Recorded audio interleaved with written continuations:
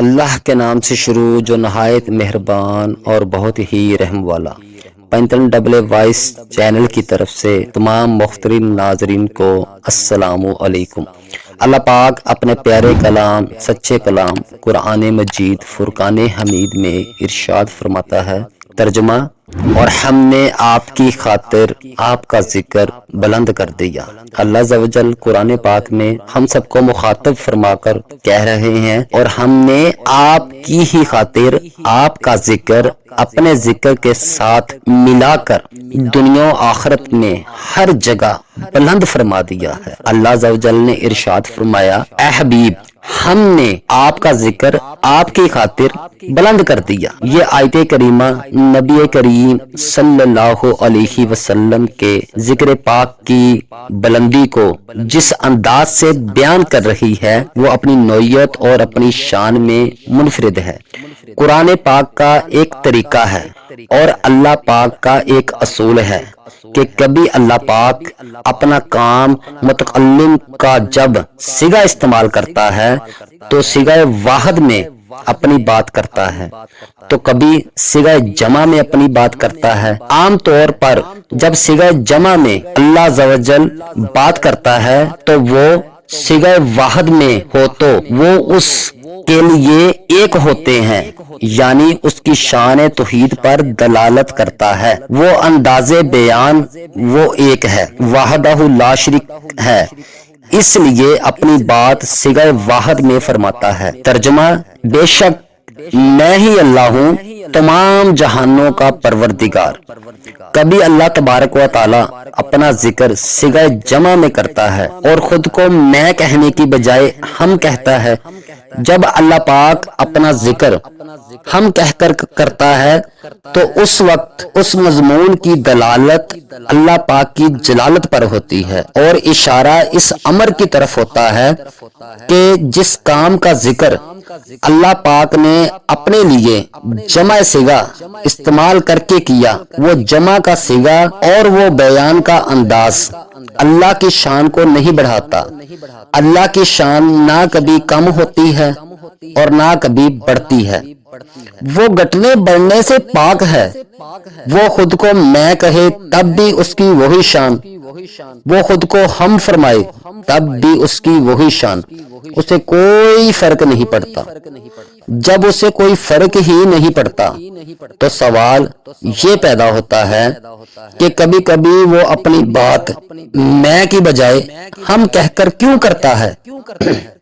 سوچنے والی بات ہے نا کہ جب اس کی شان میں کوئی فرق ہی نہیں پڑ رہا تو پھر وہ اپنی بات میں کی بجائے ہم کہہ کر کیوں کرتا ہے۔ اس کا جواب قرآن مجید سے لے لیتے ہیں۔ قرآن مجید کا اگر مطالعہ کریں تنگ نظر سے بچتے ہوئے اور ان تمام مقامات کو سامنے رکھتے ہوئے، تو ایک بات اہل علم کے سامنے، اہل تفسیر کے سامنے، جو قرآن مجید کے علم اور فکر کے ماہر ہیں، ایک بات عیاں ہو جاتی ہے، وہ یہ کہ اللہ پاک جس بات کا ذکر صیغہ جمع میں کرتا ہے، یعنی ہم کہہ کر، اس سے اپنی شان بڑھانا اس کا مقصود نہیں ہوتا، چونکہ اس کی شان گھٹنے اور بڑھنے سے پاک ہے، بلکہ جس فعل کے لیے، جس کام کے لیے وہ صیغہ جمع استعمال فرما رہا ہوتا ہے، اس فعل کو اللہ پاک اونچا درجہ، اونچا رتبہ عطا کرنے کے لیے صیغہ جمع استعمال کرتا ہے۔ یعنی ایک تو اپنا ذکر ہوتا ہے اللہ پاک کا، اور دوسرا ذکر کسی دوسری چیز کا ہوتا ہے۔ وہ جو دوسری چیز، دوسرا فعل، دوسرا کام جس کے کرنے کا ذکر صیغہ جمع میں کر رہا ہے، دراصل اس سے بلند کر کے، اونچا کر کے بیان کرنا مقصود ہوتا ہے، تاکہ لوگ یہ سمجھیں کہ جس فعل کا ذکر اللہ پاک صیغہ جمع میں اللہ پاک فرما رہا ہے، اس فعل کی عظمت کتنی ہوگی، اس کی مرتبت کتنی ہوگی۔ مثلا اللہ رب العزت قرآن مجید فرقان حمید میں ارشاد فرماتا ہے، ترجمہ: بے شک ذکر عظیم یعنی قرآن ہم نے ہی اتارا اور یقیناً ہم ہی اس کی حفاظت کریں گے۔ اب یہ فرمانا کہ ہم نے اس قرآن کو اتارا اور ہم ہی حفاظت فرمانے والے ہیں، تو کس چیز کے اترنے کا ذکر ہو رہا ہے؟ قرآن کا۔ قرآن تو اللہ پاک نے اپنے فعل انزال قرآن کا بیان فرما رہا ہے کہ میں نے قرآن اتارا اور میں خود ہی حفاظت کرنے والا ہوں، مگر یہ بات میں کہہ کے نہیں کر رہا، ہم کہہ کے بیان کر رہا ہے۔ مطلب کیا ہے؟ جب وہ ہم کہتا ہے تو اس میں بیان کی طاقت بڑھ جاتی ہے، اور وہ کیوں بڑھانا مقصود ہوتا ہے؟ تاکہ جس قرآن کے اترنے کا ذکر اس نے ہم کہہ کر کیا اور جس کی حفاظت وہ یہ فرما رہا ہے کہ ہم کرنے والے ہیں، وہ دراصل یہ بتانا چاہتا ہے کہ اے قرآن کے منکرو، ہم نے اس قرآن کو اتارا اور ہم ہی اس کی حفاظت کرنے والے ہیں۔ جو اس میں تبدیلی کا ارادہ رکھتے ہیں وہ الٹے بھی لٹک جائیں تو قیامت کے دن تک بھی اس قرآن میں تبدیلی نہیں کر سکتے۔ دراصل قرآن کی حفاظت، اس کی شان کی سالمیت، اس قرآن کا ناقابل ترمیم ہونا، ناقابل تبدیل ہونا، ناقابل تحریف ہونا، اللہ پاک نے لفظ ہم کہہ کر، اللہ پاک نے لفظ ہم کے ذریعے اس کی شان کو قوت دے رہا ہے، تاکہ لوگ یہ سمجھیں کہ ہم اس قرآن کے پیچھے طاقت والا ہم ہے، یعنی وہ کہہ رہا ہے کہ ہم اس کی حفاظت کرنے والے ہیں۔ مطلب کیا ہے؟ مطلب کیا ہے آخر؟ مطلب کیا ہے؟ چیلنج ہے۔ کس کا؟ ارے اللہ کا چیلنج ہے۔ ارے قرآن کو نہ ماننے والوں، ہم اس کی حفاظت کر رہے ہیں۔ اب ہے کوئی خدا سے بڑھ کر طاقتور جو اس کے فرمان کو بدل سکے؟ یہ اشارہ ہوتا ہے۔ بنیادی نقطہ سمجھ گئے؟ آپ سب بنیادی نقطہ سمجھ گئے نا؟ بس یہ بات ذہن نشین کر لیں، کیونکہ ویڈیو زیادہ لمبی ہو جائے گی۔ اگر اللہ توفیق دے اور وقت اجازت دے تو میں درجنوں آیتیں اس تفسیری نقطے کی وضاحت میں بیان کرتا۔ امید ہے ایک ہی آیت سے آپ نقطہ سمجھ جائیں گے۔ اللہ تبارک و تعالی صرف اپنا ذکر کرنا ہو اور دوسرے کی عظمت دکھانی مقصود نہ ہو، صرف اپنا ذکر کرنا ہو تو وہ میں اور ہم ہر لفظ سے بے نیاز ہے۔ جب سیدنا موسیٰ علیہ السلام کے لیے آگ چمکائی اور ان کو بلایا، اپنا ذکر کرنا تھا، کسی فعل کا یا کسی دوسرے کا یہاں مقصود نہیں تھا۔ ترجمہ: بے شک میں ہی اللہ ہوں جو تمام جہانوں کا پروردگار۔ وہاں نہیں فرمایا کہ ہم اللہ ہیں، فرما سکتا تھا نا، مگر نہیں فرمایا۔ کیوں؟ کیونکہ اس کی اپنی شان نہ میں کہنے سے گھٹتی ہے اور نہ ہم کہنے سے بڑھتی ہے۔ وہ جو استعمال کرتا ہے میں اور ہم کا تناسب، وہ دوسرے کی نسبت سے بیان فرماتا ہے۔ تو جب قرآن کی حفاظت کی بات کی تو نہیں فرمایا کہ میں حفاظت کرتا ہوں، بلکہ فرمایا ہم حفاظت کرتے ہیں۔ اور جب حضور پاک صاحب لولاک صلی اللہ علیہ وآلہ وسلم کی عطا کا ذکر آیا تو فرمایا، ترجمہ: بے شک ہم نے آپ کو بے انتہا کثرت بخشی۔ ذرا غور کریں، یہاں یہ نہیں فرمایا اے میرے حبیب صلی اللہ علیہ وسلم بے شک میں نے آپ کو بہت کچھ عطا کیا۔ کوثر خیر کثیر نہیں فرمایا کہ میں نے تمہیں بہت کچھ عطا فرمایا، کوثر عطا کی نہیں فرمایا۔ انا تانیہ کل کوثر، بے شک ہم نے آپ کو کوثر عطا کی۔ فرمایا میرے حبیب جب میری بات ہوگی تو میں اپنا ذکر میں کہہ کر کروں گا، جب تجھ پر عطا کی بات ہوگی تو ہم کہہ کر کروں گا، اس لیے کہ میری ذات نہ میں سے گھٹتی ہے اور نہ ہم سے بڑھتی ہے۔ مگر اس دنیا میں ایسے بدبخت ہیں اور بدبخت ہوں گے جو تیری شان کو گھٹانا چاہیں گے اور یہ سمجھیں گے کہ یہ مخلوق ہے، نبی اس کی شان کم ہے۔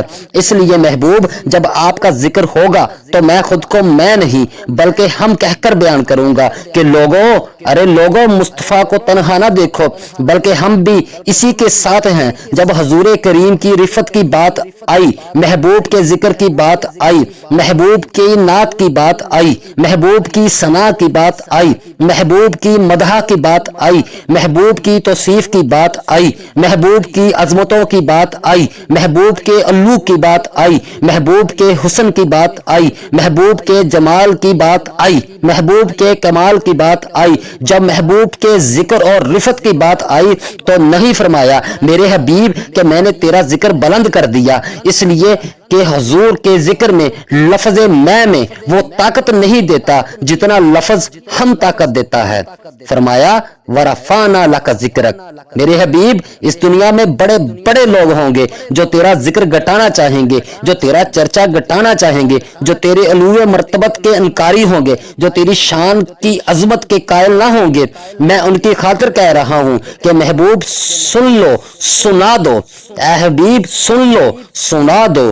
وَرَفَعْنَا لَكَ ذِكْرَكَ، محبوب تیرا ذکر میں نے نہیں ہم نے بلند کیا ہے۔ اے حبیب ان دنیا داروں کو بتا دو کہ تیرا ذکر میں نے نہیں ہم نے بلند کیا ہے، تاکہ ذکر گٹانے کا سوچنے والوں کو دکھاؤ کہ مصطفیٰ کا ذکر گٹانے کی سوچ سے پہلے دیکھنا کہ بلند کون کر رہا ہے، بلند ہم کر رہے ہیں۔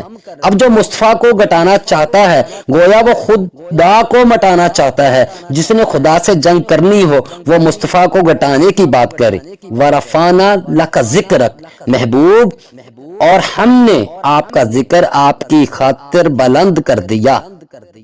یہ ہم خود کو نہیں سنا رہے، وہ ہم کو سنا رہا ہے، اور صیغہ جمع ایک اشارہ بھی دے رہا ہے کہ اپنی بات ہو تو میں کہہ کے کرتا ہوں، یعنی اپنی بات میں اکیلے پن میں مزہ آتا ہے۔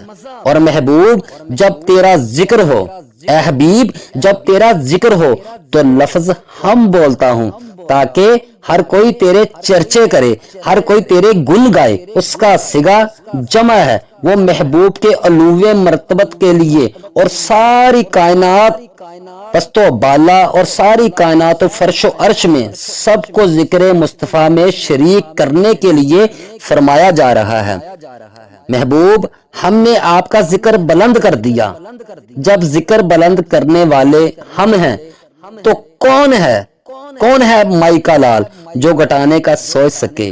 تو گٹانے والے ابو لہب بھی مر گئے، ابو جہل بھی مر گئے، جس نے گٹانے کا سوچا وہ مر گئے۔ اور اعلیٰ حضرت نے کیا خوب فرمایا، نہ گٹا ہے نہ گٹے گا کبھی چرچا تیرا، نہ گٹا ہے نہ گٹے گا کبھی چرچا تیرا، مر گئے مٹ گئے مٹتے مر جائیں گے آقا ادا تیرے۔ اور فرمایا ہم نے بلند کر دیا۔ باری تعالیٰ کیا بلند کر دیا؟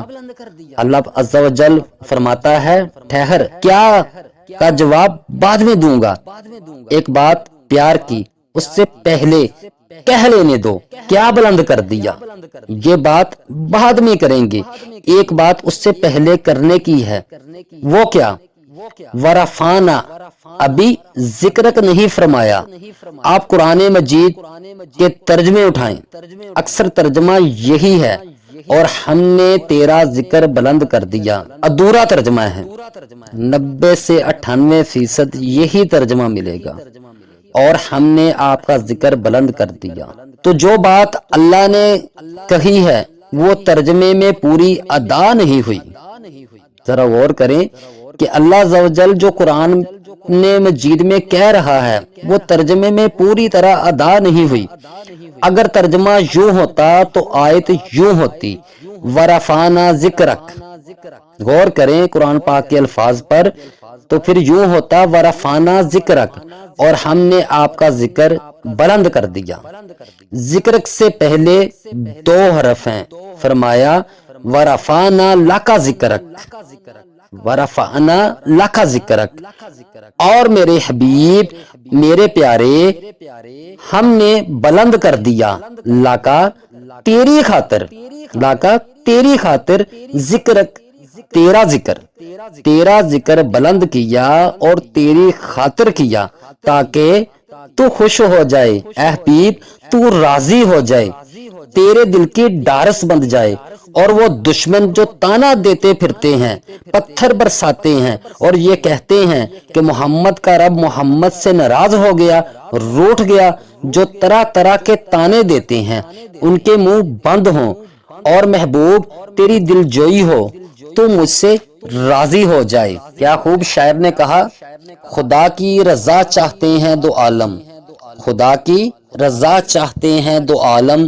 خدا چاہتا ہے رضائے محمد۔